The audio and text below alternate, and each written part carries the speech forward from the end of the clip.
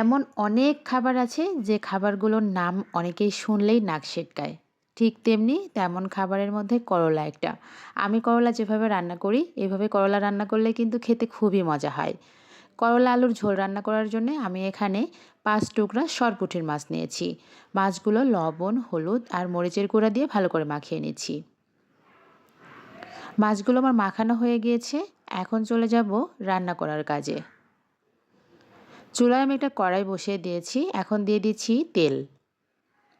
পরিমাণ মতো তেল দিয়ে তেলটাকে ভালো করে গরম করে নিচ্ছি। তেলটা গরম হয়ে গেলে এখন মাখিয়ে রাখা মাছের পিসগুলো দিয়ে দিচ্ছি।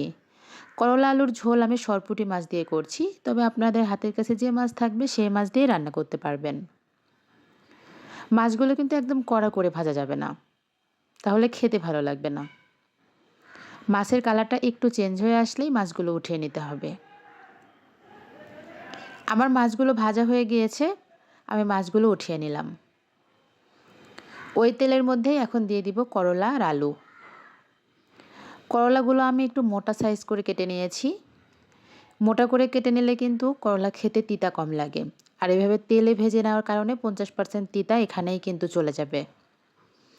আমি মোটামুটি ৫-৬ মিনিটের মতো হাই হিটে করলার আলু ভেজে নিব।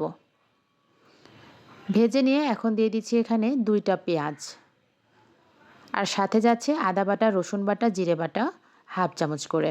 ১ চামচ দিয়েছি মরিচের গুঁড়া, ১ চামচ হলুদের গুঁড়া আর স্বাদ মতো লবণ। মশলাগুলোর সাথে এখন আলু আর করলা ভালো করে মিশিয়ে নিতে হবে। আলু করলার সাথে মশলা মেশানো হয়ে গেলে এখন আমি কষানোর জন্য পানি দিয়ে দিব হাফ কাপ পরিমাণ।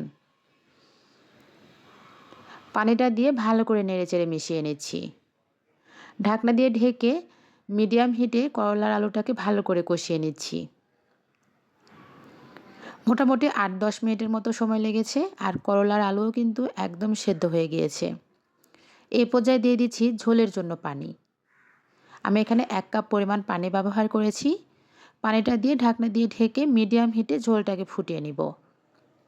সবসময় মনে রাখবেন কষানোর সময় হাই হিটে দিতে হয়, আর যখন ঝোল দেওয়া এরপরে কিন্তু মিডিয়াম হিটে রান্না করতে হয়। এতে করে রান্নার স্বাদটা খুবই ভালো থাকে।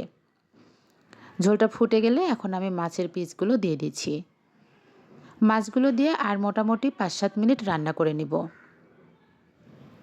৫-৭ মিনিট রান্না করলেই কিন্তু করলা আলুর ঝোল একদম রেডি হয়ে যাবে। আমরা যেহেতু উত্তরবঙ্গের মানুষ, আমরা কিন্তু করলা এভাবে রান্না করে খাই। তো আপনারা কে কীভাবে খান অবশ্যই কমেন্টস করে জানাতে ভুলবেন না। আর এটা হচ্ছে তরকারিটা ঠান্ডা হওয়ার পরে ফাইনাল লুক। একটু কাছ থেকে দেখাচ্ছি এটা দেখতে কতটা লোভনীয় লাগছে। তো সবাই ভালো থাকবেন, ইনশাআল্লাহ দেখা হবে নেক্সট কোনো ভিডিওতে। আজকে চলে যাই, আল্লাহ হাফেজ, আসসালামু আলাইকুম।